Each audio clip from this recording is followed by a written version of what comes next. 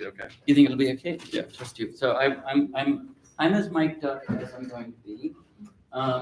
Before we start, I'd like to acknowledge that we are on the land of the Chaguay-Vitam tribe, whose present-day descendants are the Fernandino Tatavian band of Mission Indians.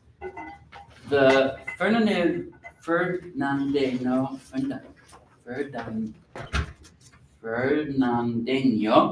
I actually know how to say this.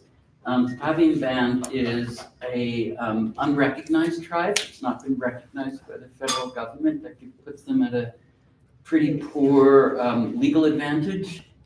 And the land that we are on, that the school is on, is unceded. It's never been relinquished. It's never been legally renounced by the tribe. It was seized, which means that we are on occupied land. I want to say that land acknowledgements are very important, right? But they're also just words, right? They're important words. They're words that bring consciousness, but their action remains to be taken, right? And part of that action is to keep telling others who don't know, and I know there's some people in this room that don't know this, right? But also working together with Native groups to help them reestablish links, ownership, connection to the resources that were taken from them and the land that was taken from them. That is not just words. We're very lucky tonight to have C.A. Conrad.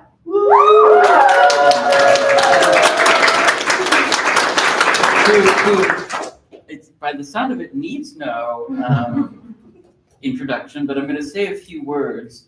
The first words I want to say are transmission, transmission, transmission. This comes from the epigraph to the new book that we're going to hear about, Listen to the Golden Boomerang Return. The epigraph is, transmission was received inside the ritual.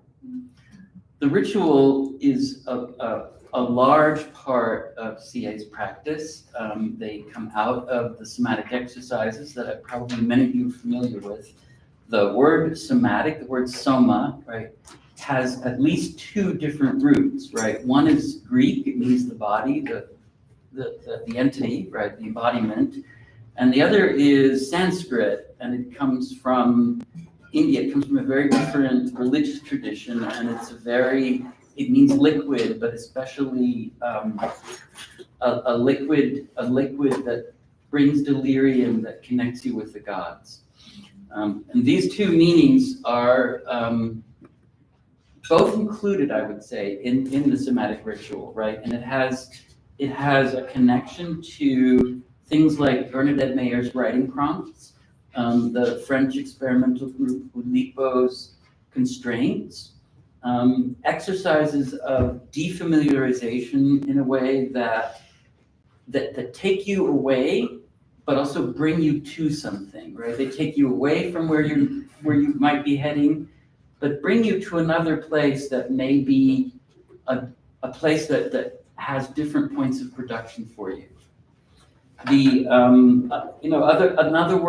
Other words are re-enchantment, right? Exercises of re-enchantment, how to come back to something that has been lost. What has it been lost by? It's been lost by modernity, right?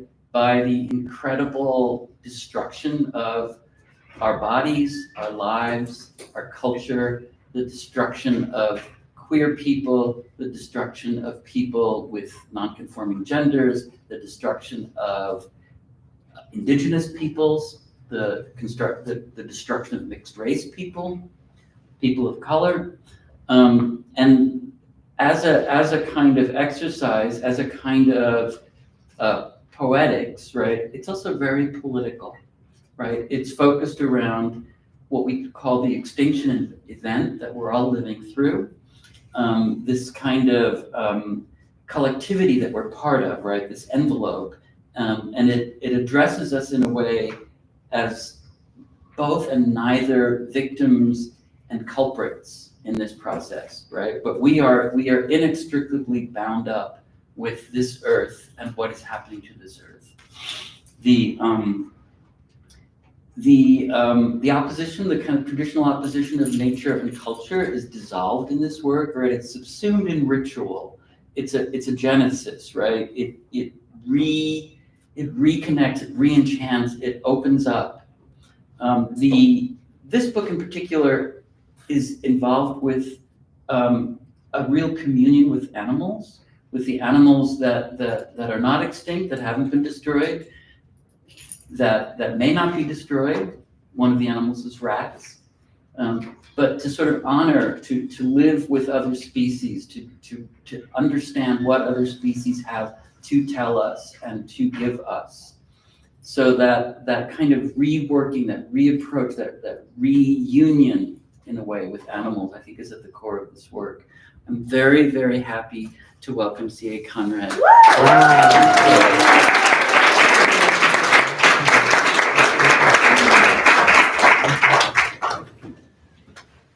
Thank you so much for having me. It's so great to be back at CalArts. Hi, everybody. Thank you for all coming out tonight. I'm going to get to the book that was just mentioned about the animals, the rats, and everything. But I'm going to start with this. This comes before that book. So this is just prior to the new book, Amanda Paradise, Resurrect Extinct Vibration. I lived on the road for over a decade. This comes up in this. I did a ritual before this book it was in a book I wrote called While Standing in Line for Death. And I lost, half of everybody I knew to AIDS, and my boyfriend, Earth, he changed his name to Earth. He was one of the main leaders of ACT UP in Philadelphia, a few years older than I am. And after we lost so many people, we thought the worst years were behind us, and then he was in Tennessee, and he was brutally tortured and raped and murdered, and it just blew my life apart. And then the police covered it up. There's been a documentary about it. The police assaulted me. It's this whole thing.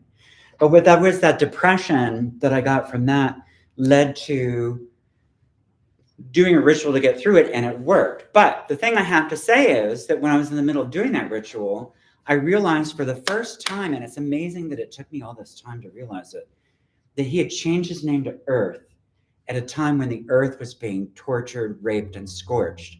And that's exactly how he left.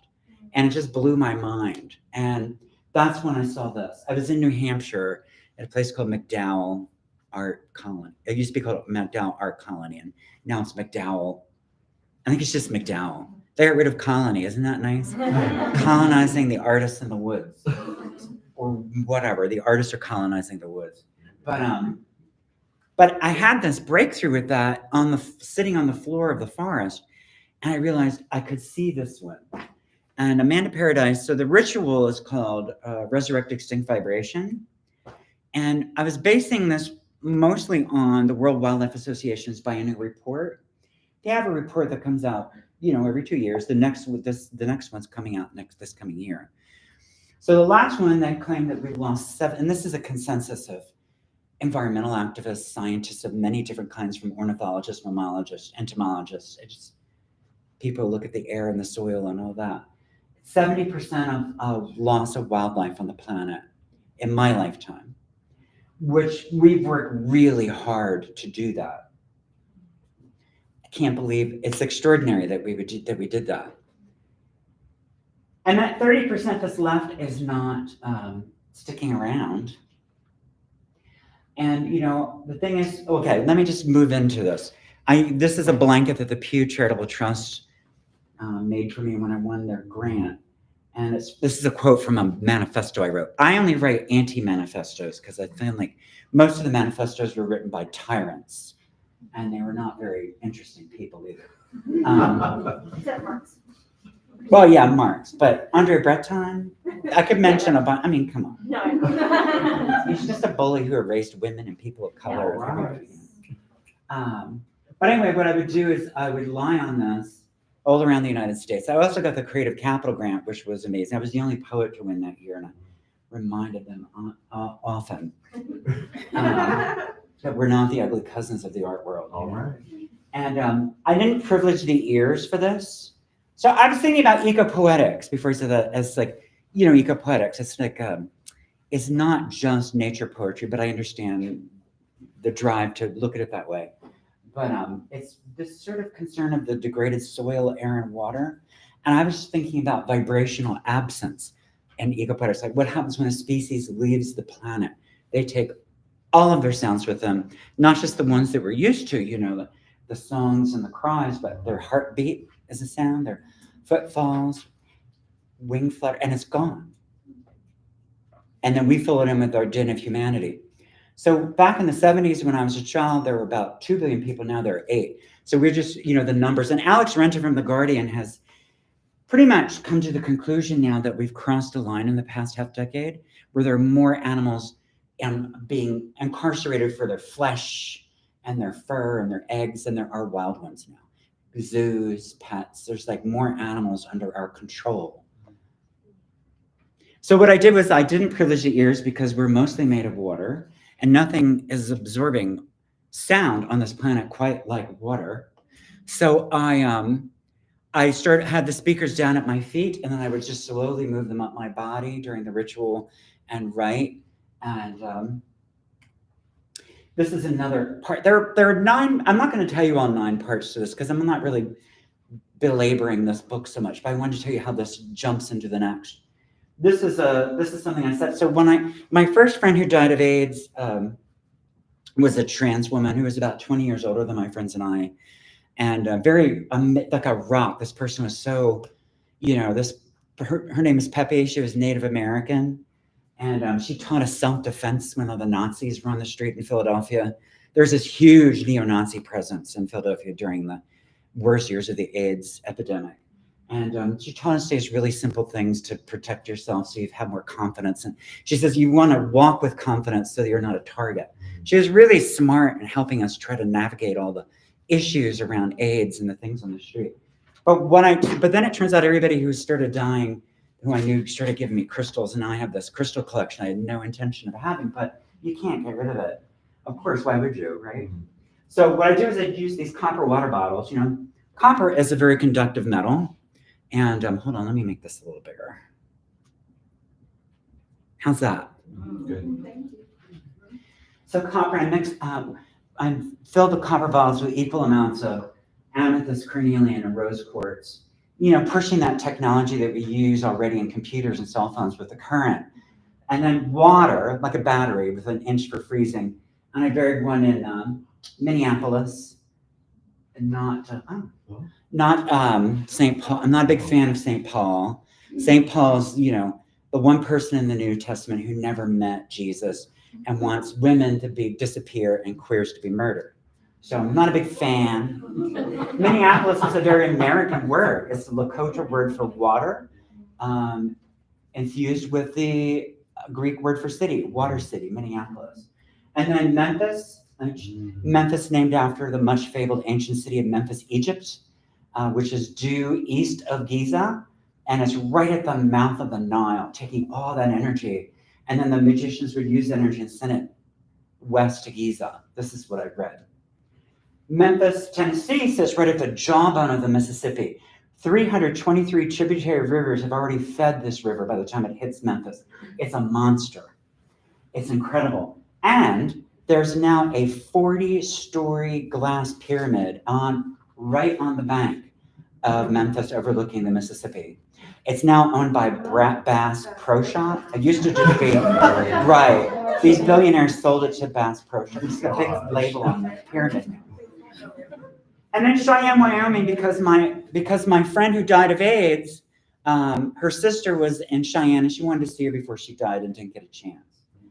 And then what I would do is, the fourth one was in Omaha. And that was the seat of the grid. So when I was traveling, it took months to set this up. But at this point in time, I was living on the road for a decade. It was supposed to be for a year.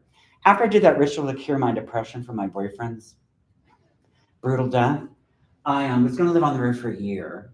And I just hated this country so much I couldn't live anywhere. So it became 10 years, and now I live in Western Massachusetts, but kind of, if I'm ever there. But what I do is I would sit there on that one, bury these like really stealth, everybody thinking you're burying a bomb. And with a compass, I would align myself with Minneapolis and then eat a little bit of dirt from the Minneapolis location and listen to an ambient recording. And then Deasil with the sunrise. Memphis, Cheyenne, and then do it 2 more times. I loved doing this. And when it was finished, I dug them all up and left the crystals at Pepe's apartment. So now let me just read one poem from this collection. And I chose to read this one because, do you know the artist Jason Dodge? He's one of my favorite living artists. He's brilliant. It's a mixture of conceptual art. It's just really, you just look him up. He also is one of those artists he's in Denmark now, but when I first met him, he was in Berlin, who does not treat poets like the ugly cousins of the art world. He started a press where he publishes poets. Anyway, I really want to read this poem because Angela Conant from the EFA New York City, Elizabeth Foundation for Art, contacted me to say, hey, we'd really love for you to come to the opening of this new show at the EFA project space. Oh, everybody, could you please shut your phones off? I just want all phones off because it's very distracting. You don't mind me saying that, do you? And occasionally sounds go off? No. Yeah, no phones, please. Anyway, she said, I'd love you to come and read this poem at the opening. And I said, I'm sorry, but I don't do that. No, thank you, I don't do that. That's how I say it. And she said, well, what does that mean? I said, I'm not here for you. I'm tired of, poets have been abused for centuries by artists, showing up to write praise poems, expressive poetry. No, not interested. I'm not going to mention the name of a very famous photographer. That's all you need to know. Their assistant wrote to me. Of course, it wasn't them. So-and-so would really love for you to participate in this project where you write a poem for one of the photos. And I said, oh, yeah? Is so-and-so going to make a photo for one of my poems? That's not the way it works. This needs to stop immediately. It's an insult to poetry. Your friend, this person doesn't deserve it. So then they were like, oh, that's terrible. I'm like, no, I'm not. I'm not terrible. I'm tired. There's a difference. So, but anyway, this was for the show on warfare and male toxicity. And she wanted a trans person to be involved in this. And I said, well, I want to be in the show. And she said, what does that mean? I said, put my poem on the wall, human size. And then she called me and said she had a better idea. She put it on 9 feet of chiffon, one piece of fabric that it's really hard to find male identified clothing, but so it was kind of a nice contrast. It was about a foot away from the wall so that it would shimmer. It's good. Memories of Why I Stopped Being a Man for Jason Dodge. It's normal if your cock gets hard while you are shooting, my uncle told me on my first deer hunt. Pythagoras knew the music of Jupiter and Mercury long before NASA. But to begin again, no hero itching at the door. That never-ending search for weakness in neighbors, siblings, coworkers, rival football teams. After seeing the open body of muscle and blood, we had horrible ideas about what to do with our lives. Imagine how they gathered around the first cannon ever fired, sweaty, excited, rock hard. Before he died, Kalishnikov confessed to suffering unbearable nightmares. Surrender your nouns to my verbs, he said. In a game of Russian roulette, I want a pair of glasses that can see the wind. I walk around town each night, watching the slightest breeze approach dry leaves like a premonition. After 1,000,000 years of dreaming, the solution is still the same. Hold me to your bruised song until it warms me right. This was what follows them into paradise. Listen to the Golden Boomerang return. This is my American publisher, Wave, and then this is my UK publisher, Penguin. And this is the Nicole Eisenman painting called Groundsweller. I'm a huge fan of Nicole's work. And do you know her work? Oh my God, she's great. She invited me to come to the MCA in Chicago. She has a big show in Chicago right now. Like every gallery in the MCA is hers. I got to talk about her work, which I don't think I did a very good job. I'm not good at talking about art. I don't know. This is working with animals because the thing is, after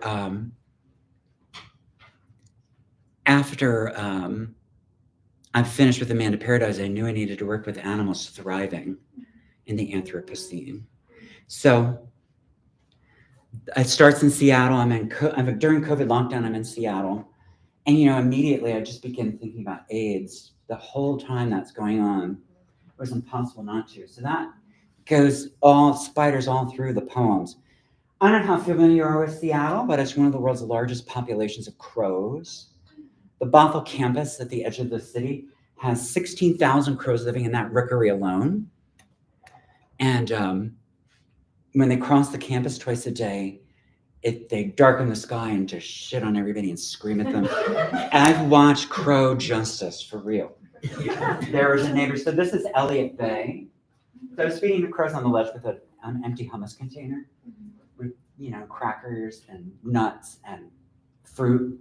And over here, there's a courtyard and there's a balcony, and the crows would hang out on this man's balcony and wake up together. And he would come out with a broom, and they started coming more and more and more of them. And they would attack him when he would go out no matter when he would go on the balcony, he would be attacked. They'd be waiting. And then they would attack him going to his car, and he moved. Wow. And the cats live in absolute terror in that city. They run from tree trunk to tree trunk, and they're just like, we see you. And they're running, they're screaming, cat, there's a cat. But anyway, this crow, eventually one day, this particular crow, I would feed the crows all day long. They found the food the very first day I put the food out and let everybody know. And this crow eventually did this. After he leaned forward like this and closed their eyes to let me stroke their beak.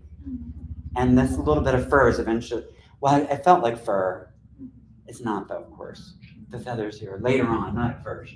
Then they started doing this, bringing me gifts. Let me make that bigger for you. These are all in the book, but they're not in color. So this first gift, I thought, I don't know, is this really for me? But they would, tap the glass and then pick it up and shake it and tap the glass. It seemed like a conversation. When that second gift came, this little nub of translucent plastic, it was pretty clear that there was decisions being made about who was going to like things. And I liked it. You people at home on Zoom. And then a berry came, and then 4, 5, 6, and 7, I need a bunch of those. 8 is a linden tree seed, which is not indigenous. So they're like, why is this tree here? Maybe they were saying.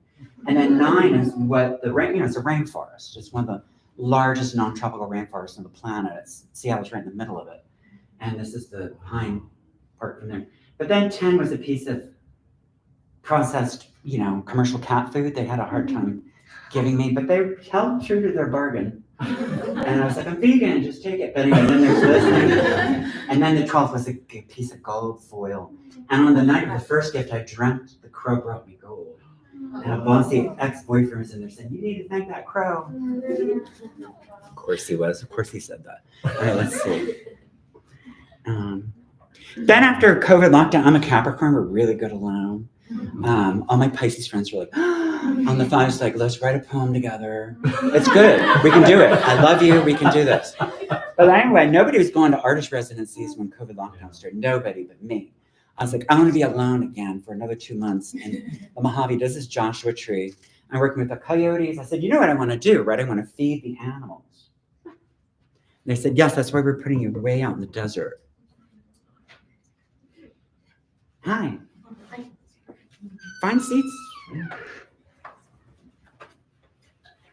Are there seats? There's 2 seats here. Are they saved? No. There's seats right here.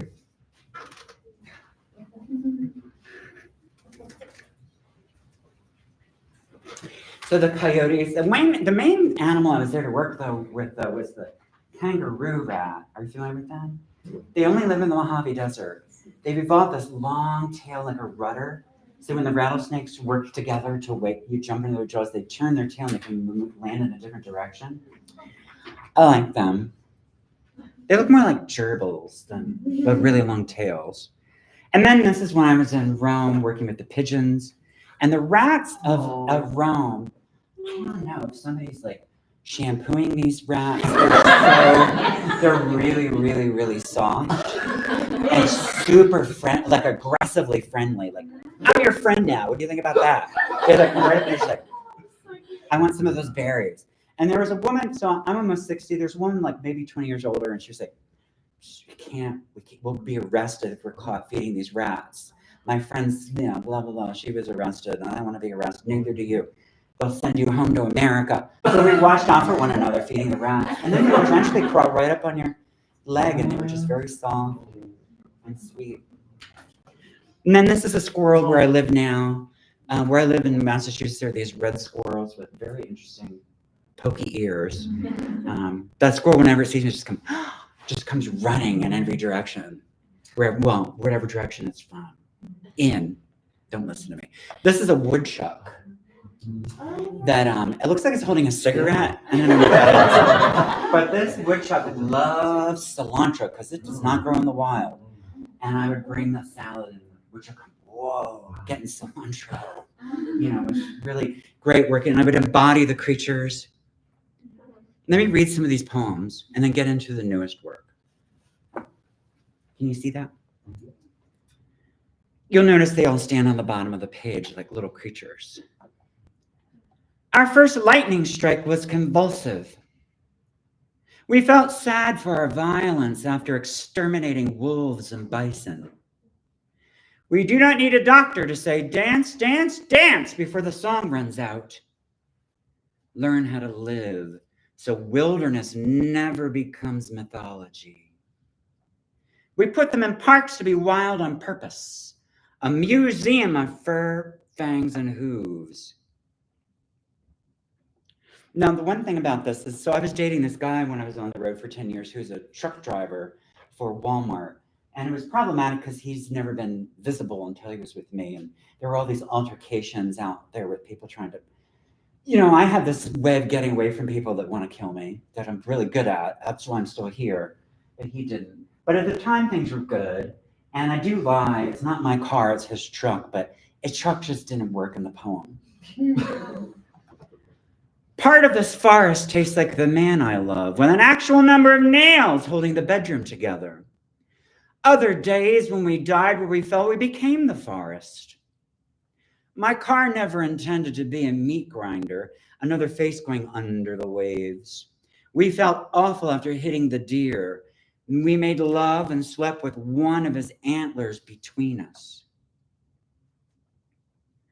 To desire the world as it is, not as it was, falling feather attaches to new life. For a moment, when the hammer approached, we thought, is that thing coming this way? We are the fractal. Drop to hear our own harmonics and the muffled underground hum of seeds. So in June, I was in, I'm wearing the same shirt. I was on the island of Anafi. You know Anafi? Do you know Jason and the Argonauts? That whole mythology. You're familiar with the point in the story where the Argonauts, and Jason, I guess, they're caught in a bad storm and they're about to die. And Apollo appears and puts a foot on these two islands, because the gods are big, I guess, and shoots this arrow, and it reveals, the storm person reveals the island Anafi. Anafi means reveal. And this became a place where many pirates were there. It was a place of refuge. And then in World War II, it was a place where the communists fled to, because it takes 12 hours to get there by boat from Athens. It's so hard to get to. But anyway, a bunch of these are on the island. Oh, and this one was published by Ann Boyer, a friend of mine, in the New York Times, which is very fancy. See that word intrusions from the workshop earlier? This is an intrusion, but it didn't work for me. On me, I should say. She wrote to me, she's like, I'm really sorry people are trashing your poem. I'm like, oh, let me see. and it's these crabby old men, of course. And they're like, you don't know how to write a poem, man. And they like rewrite my poem in the comment stream. And each one is just like, thank you, Daddy. Thank you, Daddy. Thank you, Daddy. Your poor wife. I've got no time.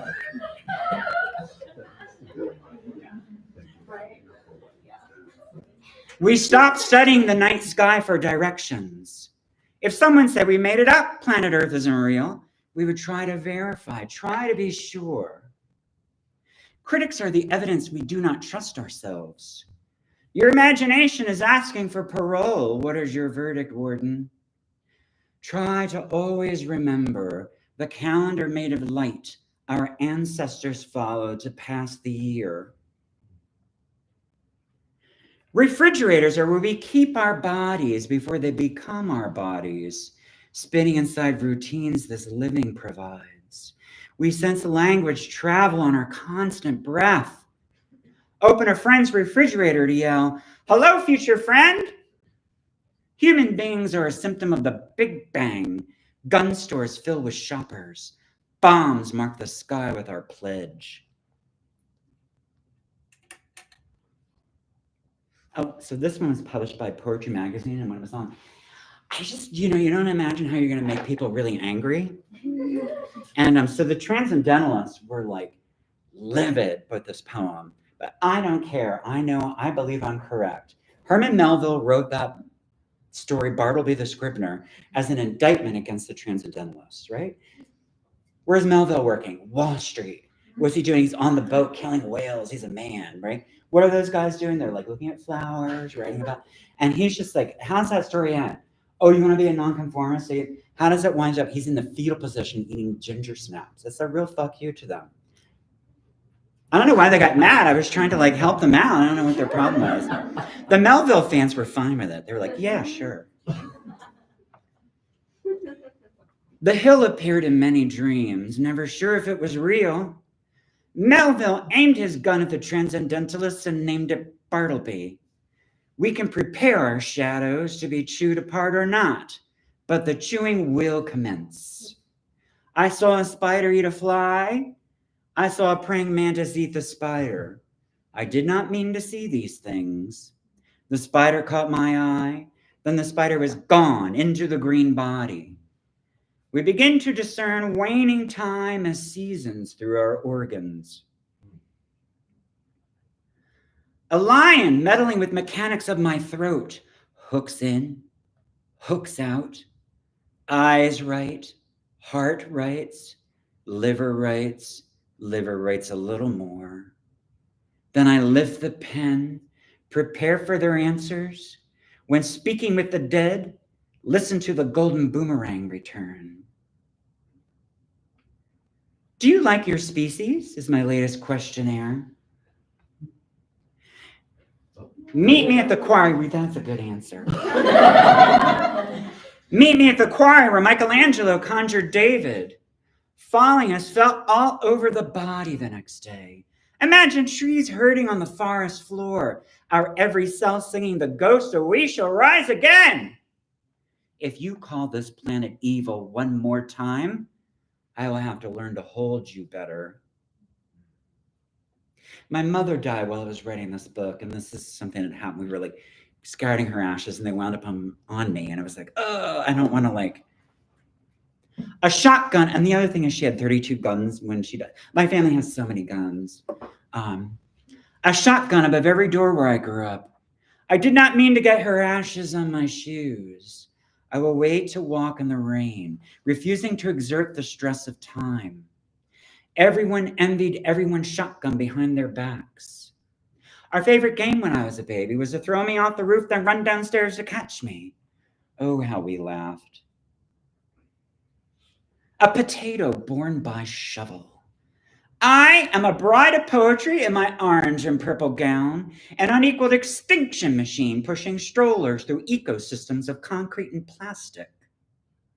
We camel through the journey with our new playbook for where plunging hands go. Don't be weird about this. You can be a bride of poetry too. It was sexy how you politely declined the larger halo. Ocean waves travel thousands of miles, never revealing the source of their power. Enough poems have been wasted on human cruelty. We dig hard to find the other world, press pen with everything in us, Right gate to open, 9 pages at once, stay open. Ignore how much you want to close. I love you. It must be said, I love you. Can you hear it arriving after countless miles? Hold my hand as we feel relief with the crashing waves. Don't worry. Darkness always accuses us of falling on purpose. You know how to bulldoze me back up these hills? What does darkness know of light filling your navel in the middle of the afternoon? We have not lost our place in line, shaking off the cold. Let's get this garden planted. Give our fruit away to one another. So now I'm going to end with the work I'm doing now. And this is a photograph I took of where I live in Western Massachusetts. I'm almost at the Vermont border.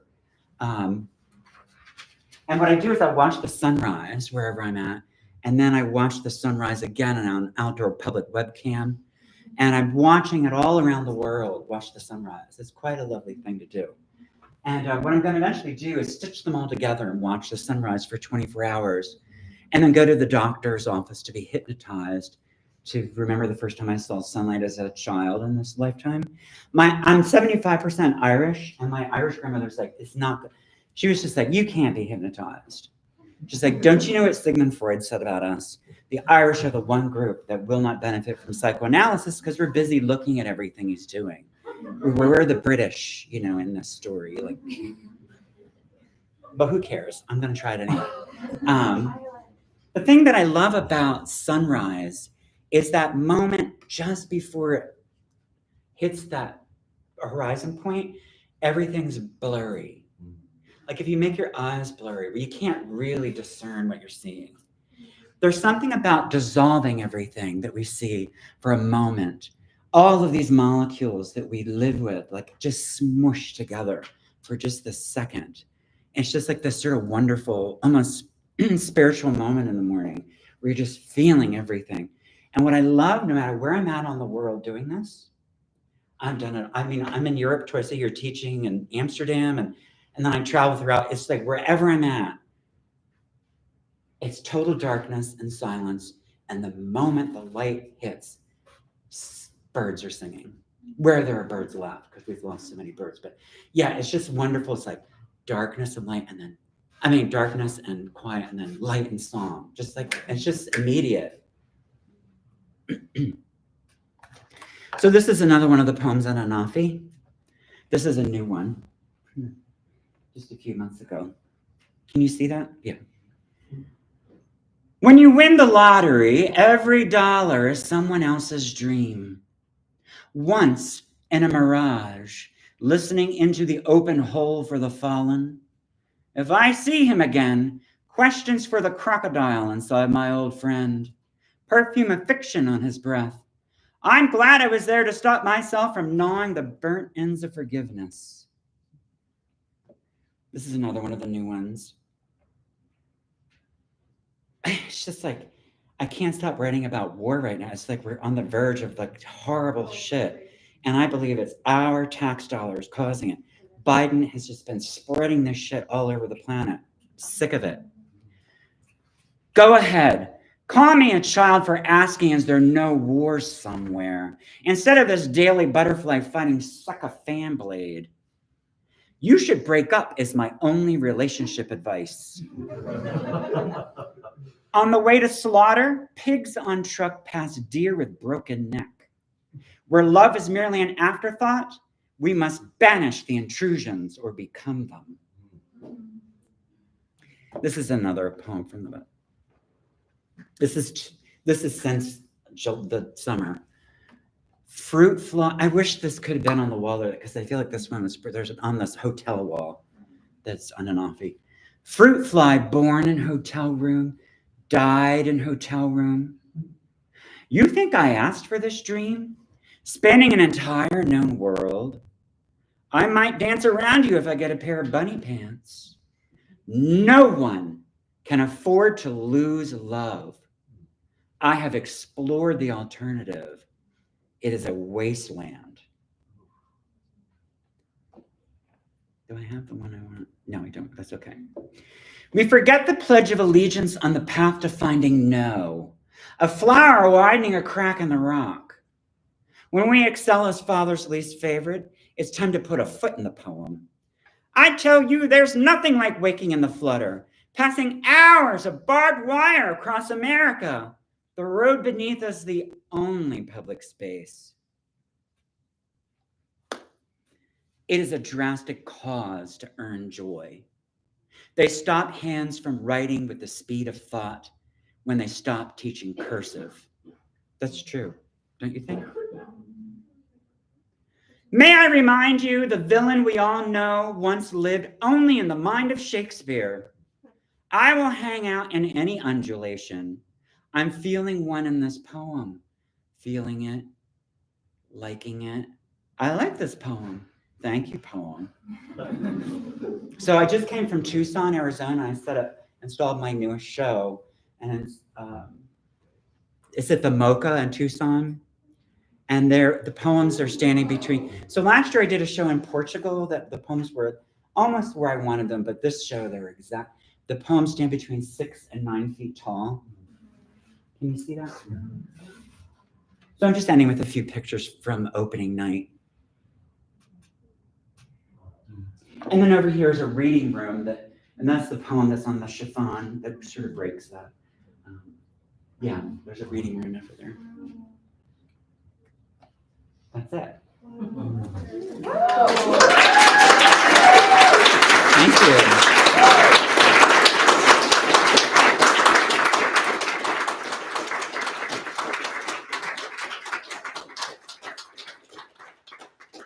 Yay, are you willing to entertain questions? Of course. Or comments. Heckling is fine too. I've been dealing with that. Yeah. In your process, do you begin with shape or with meaning? Shape, or what was the other word? With meaning. Meaning. Oh, you mean the shape of the poems? Yeah. How they're shaped? Oh, okay. That's a whole different that's a different answer than I think you meant. So I believe very strongly in these spirits we work with. You know, artists have been calling them muses, ghosts for thousands of years. I don't question it anymore. I was doing this thing in Berlin in the summer, and I was talking about this. Somebody asked the question you asked, and somebody in the front was like, "Oh yeah, how can you?" with a German accent. How can you prove it? I was like, I don't need to prove anything to you, sir. I don't really care whether you believe me or not. You know what I mean? Like, that's not what I'm here for. But to answer your question, I love that question. And so what it is I believe very strongly that they're helping me. So I started writing in 1975, but I started using these rituals in 2005. And before 2005, all my poems were on the left margin. And then when I started working with these, from the very first poem that I wrote from using the rituals, I had to walk. I felt I was coming down with the flu or something. I felt sick. But then I would walk away from the page and then it would go away. I just started intuitively moving them off that margin and I just felt like better. And I just surrendered to it and I never know what they're going to look like. You know, no idea. So that's the answer. I love that about it, actually. It's one of my favorite things. I love editing. I spend most of the time editing, just weeding words out that are unnecessary. See, yes. If there was a spirit or mascot for poets, what do you think it would be? A mascot? Yeah. Oh, wow. I don't know. Or an animal. Oh, I think it'd probably be different for everybody. I love your question, but I don't care. I know. But the thing is, it's like, I don't want to answer. It's definitely the woodchuck with the cigarette.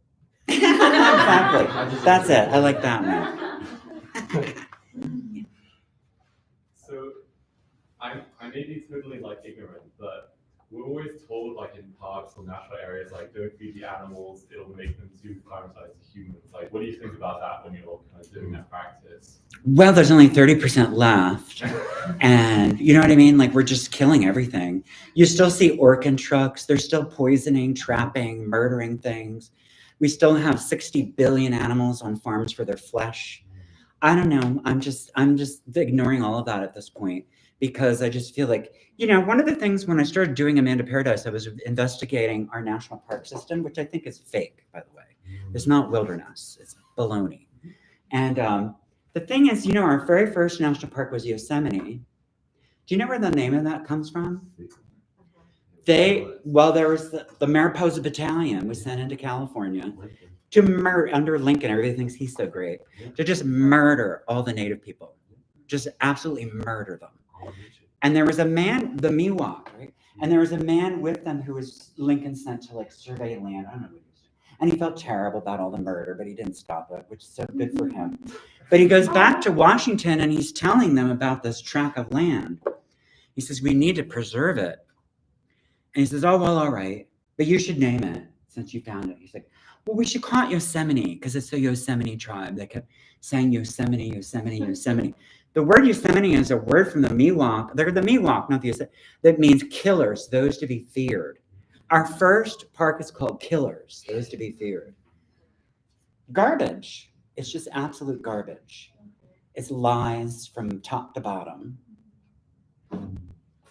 And it's not wild. If it were wild, they wouldn't have wolf hunts like they do every year.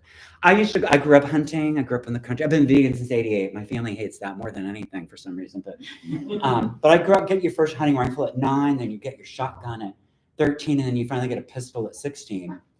And it's always a mistake. People are always shooting one another accidentally, constantly.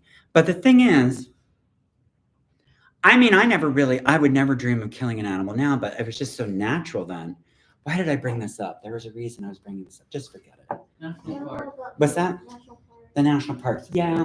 Feeding animals. Yeah, I don't know why I was bringing it up. Just forget it. I derailed myself. It doesn't matter anymore. Yes.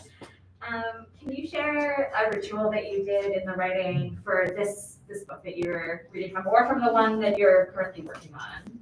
I just want to hear all the rituals. Right. Well, the ritual, I did kind of go, the rituals with the animals, okay, I didn't really thoroughly go over it. Okay. Yeah, So the ones with the coyotes, I assigned body parts for all these different creatures. The kangaroo rats got in my left nipple because I was having these dreams in the desert that I was breastfeeding them. I'm always breastfeeding animals. And I don't know what that means. I don't mind. But I would look up and go, cheep, cheep, and then go back to sucking. And I was just like, oh my God, what am I going to do? Do I have to live with this thing now? And, but I said, well, then I have to twist my left nipple when I see them and the right. Not that it hurt. I'm not S&M, but it's just enough that you feel it when you're still writing. A residual burn, And with the coyotes, back of the ears, a really rough, both ears, different things. Every animal got a part. And then in Rome, it was completely different. It was just trying to not be arrested was part of it because the police were always coming around when we were there. And we had to stop, we're just hanging out. We're not feeding, we're eating. The food we have is for us. We're not feeding the rats. Is that a good answer? That's a good answer. But the thing is, I've done so many of these rituals now. Like a ritual that I did. I actually meant to mention this earlier, and I got just sidetracked in the class I was going to talk about. So I went to Echo Park, and I was working with Mark Allen in Machine Project Gallery, which is on Alvarado and Sunset Boulevard. Well, it was. It's not there anymore. And it was really great when it was there. But I was working there on this whole project, an editing project for a book I was co-editing. And but I also wanted to do a new writing ritual. And this is during Obama, and I was really angry at the drones he was using to murder people. So what I did was, I was looking at the word drone, the way words affect us, the way numbers affect us. Numbers are hieroglyphs that were made years ago. It's like the number 9, which is what I worked with, 72 poems. But number 9 goes like this. It goes up the spinal cord and circulates in the crown chakra. It's the epiphany. 9 can't be destroyed, right? You multiply anything in a 9, it heals. 2 times 9 is 18, 1 plus 8 is 9. 3 times 9 is 27, 2 plus 7 is 9. 36, 45, 63, 72. Can't be broken. Always heals itself. So it's just thinking about all these numbers. And 7, 7 is the catapult. It's a boomerang. It's supposed to be written like this, from bottom up. If you put that little line in the middle, you need to stop it. Because I'll tell you why. It's called Esau in the Norse. It means ice. You freeze your fortune. Get rid of that. It was class warfare in Europe that taught the poor people to put the line in there to just keep them in their place. Whoa. That's what my Irish grandmother told me. She liked to say everything bad about these people. So she was great. But if you write it like this, you know how like, okay, 7 is a catapult. 7 is whatever you put into it, it goes, you know how gamblers say lucky 7? It's because when you put into it, it comes back to you. It's a boomerang. As long as there's no line in the middle. But what was it? What were we talking? No, I wasn't talking about that. Oh, okay, this ritual. So it was drones. And what I did was I took the word drone because words affect us because we're water mostly. We're almost drowning, we're so much water. And the thing is, when a word hits you, the sound of it, it will affect you. If you look in the Bhagavad Gita, they talk about Om, O-M, chanting Om as it's a philosophical sound. And they use the number 27 as a harshad number, which means joy giver, which is quite beautiful. And the Kabbalah, 27 is assigned the 27 channels to God.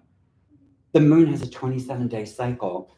Most menstrual cycles are 27 days. The male ejaculate travels 27 miles an hour. I want you to know, I've been told. And I had my boyfriend, truck driver, also makes knives. I don't know, he's got this thing going on. But he asked him to cut me with his one Bowie knife so I could study it. 27 days where cells proliferate. It's quite extraordinary. So that's a ritual. But the things with the drones, I was chanting a whole list of words. Spaghetti, you know. When I got to drone, it affected me the same way.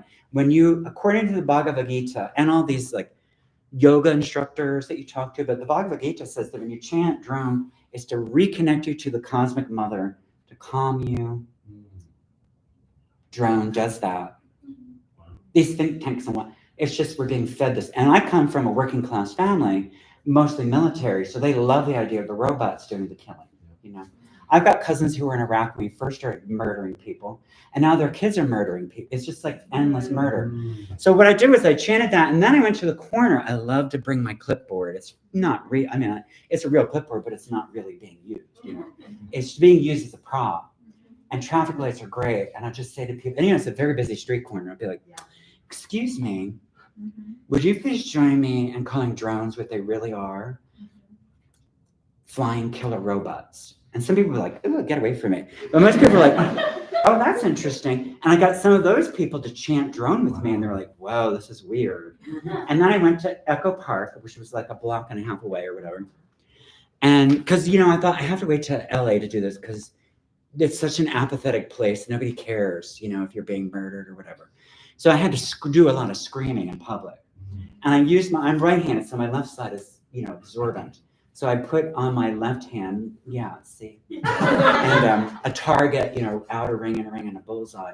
And then I downloaded an American and Israeli drone mission over Gaza from Obama's era. Nobody seems to remember that. And it was like horrific. You can hear the people screaming and running. So every time I would hear a missile leave the undercarriage, I would scream into my hand while writing. And of course, it jackknifed the ritual. Like the first part was all like, la, la, la, drone.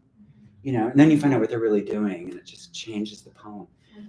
Clipboards. I also used a clipboard. I went to where all the wealthy businessmen work, you know, downtown Philadelphia, JFK Boulevard, all the skyscrapers. And I waited for executive lunch hour, and they come marching out in their Teton Briani and Armani. And they wait at the traffic light, and I've got my clipboard, my orange clipboard. And I say, "Excuse me." And I don't even give them a chance. I'm say, "Would you like?" I just launch into it. Because, you know, they'll just say no, these men. They're too busy. And I'll be like, "Excuse me, on a scale from 1 to 5, 1 being thin and creamy, 5 being cottage cheese, how do you rate your semen?"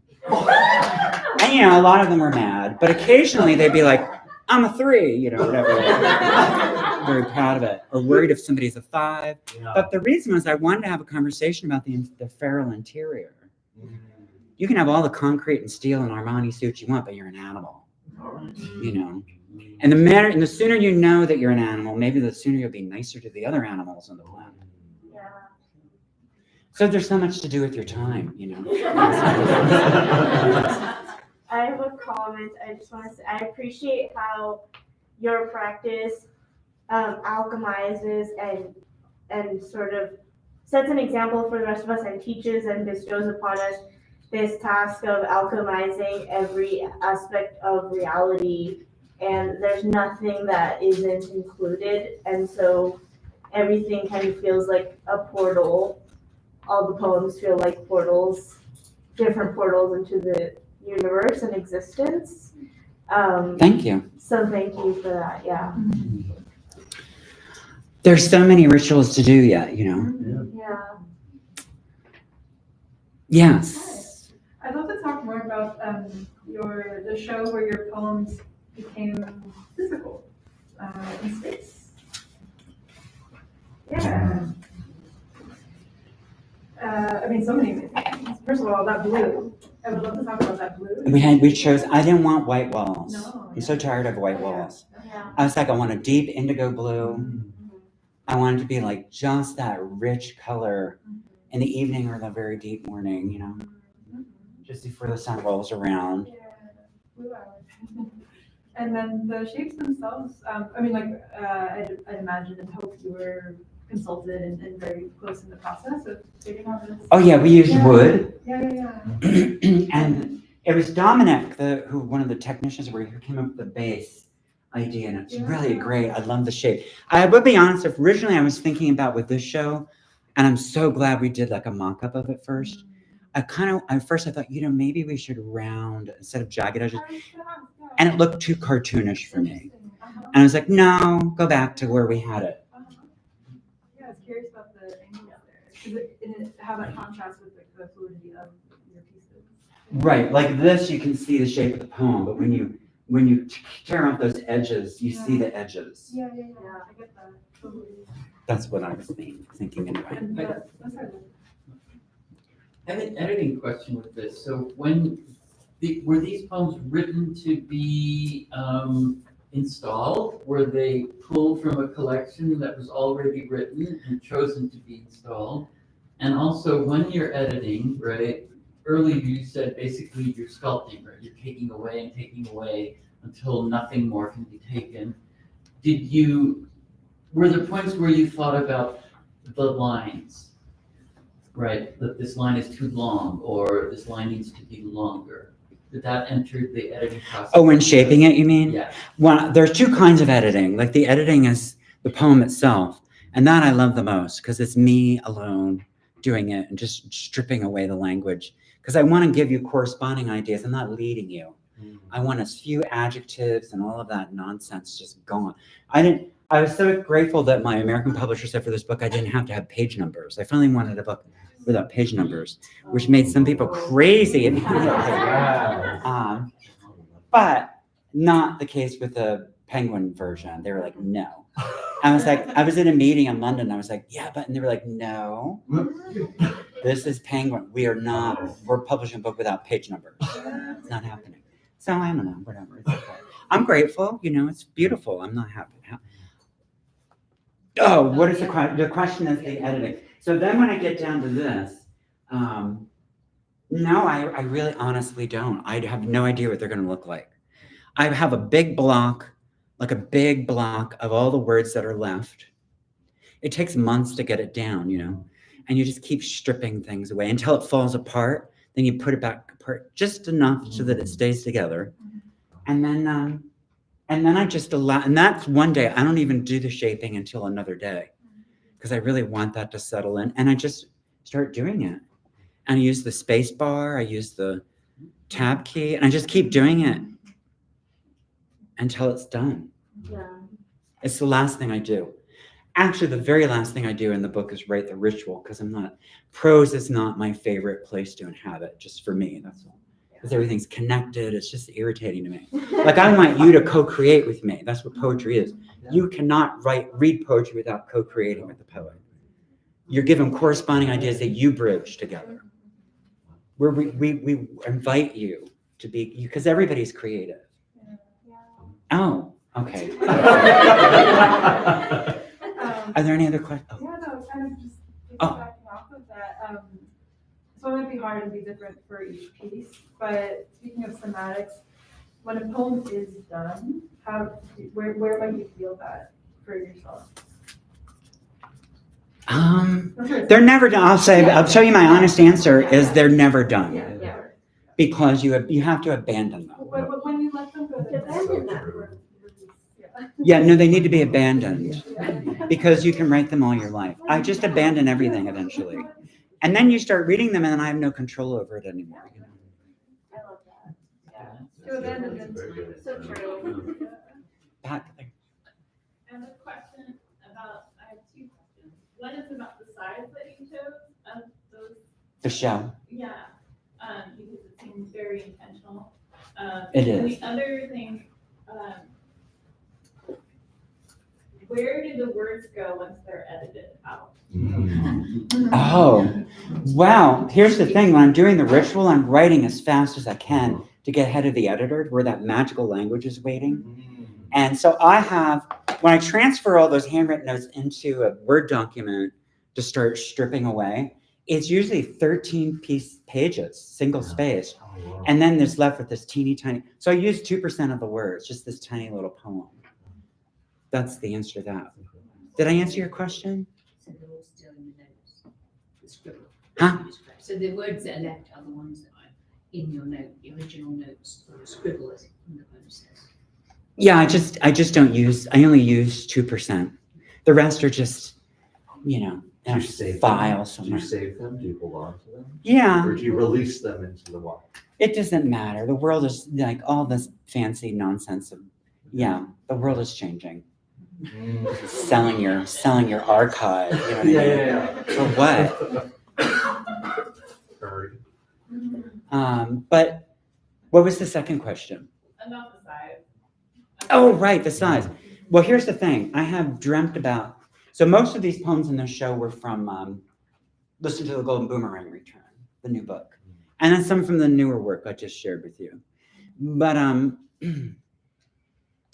these dreams I have, this is my life. I in the middle of it, it's in the middle of me, I should say. And so, I'm really attached to 9, like I was saying. So I wanted 72 poems. And I accidentally wrote 73.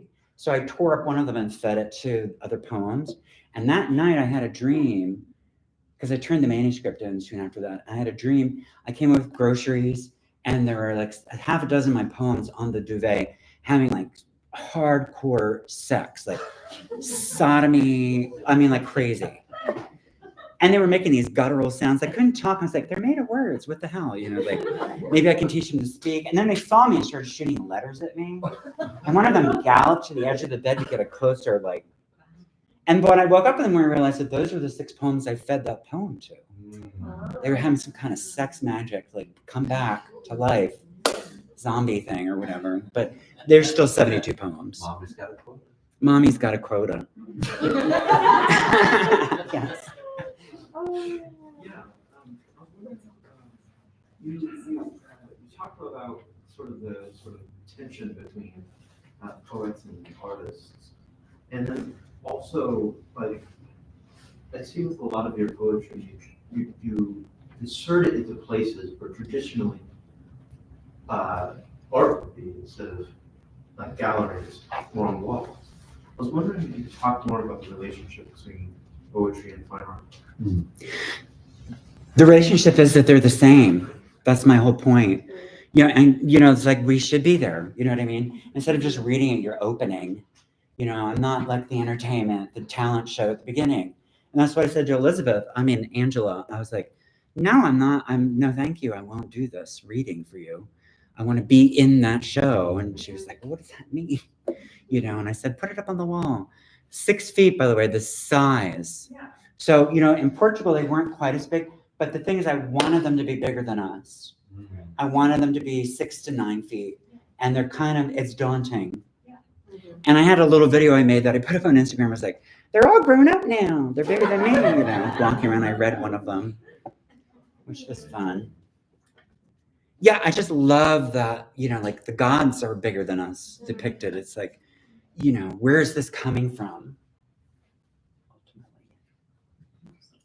I love the the story at the back of your book where you say that you nursed your stuffed animals as a small Oh, child? yes. And that you have a really deep connection to mothers and mothering, and I was just wondering if you would talk more about that. Right. Well, keep in mind the mothers that I come from are, they're not the kind of mothers that are in TV shows. They're kind of intense women. And so, yeah, that's the kind of, bye, Anthony. You're great. Love you. Yeah, I don't know. I mean, I just don't identify. Even though I went hunting with the men, I didn't like them. Yeah. And it's like, I didn't like being around them. I wasn't interested. And, but I was really, really, really good at hunting. And my World War II paratrooper grandfather, my mother's father, was like, he saw me shooting at 9 and brought all of his army buddies over, and everything they set up, I could shoot. And they were like, "You're going to be our first sniper in the family." I'm so excited, And I'm glad that he died. I am glad he died, but I'm glad that after he died, everybody forgot about that. That's what I meant to say. I'm not glad he died. Yes. Could you share about the altar or the structure that you built or put together, the fabrics and what they mean? Oh, actually, I didn't. Oh, you did? Okay. Yeah. Oh, you did? Oh. And thank you for that. It's beautiful. Oh, wow. Can you share about it? Can we, Oh. there's a reception. Yeah. Okay, Yeah, sorry. You can talk to CA afterwards. I'm sure they would be happy to engage you. Are you even there anymore, you people at home? Bye. Thank you, everybody. Thank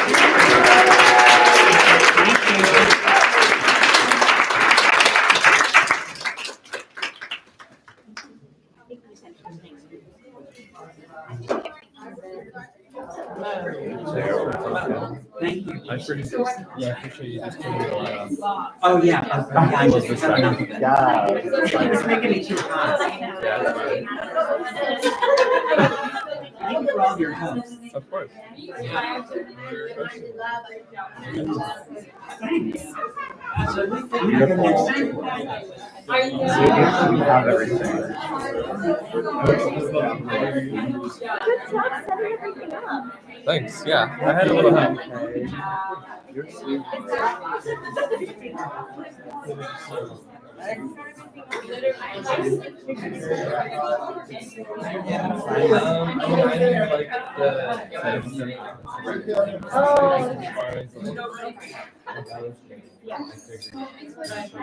Yeah. Yeah. There you are. Hi. Hi. Is this me?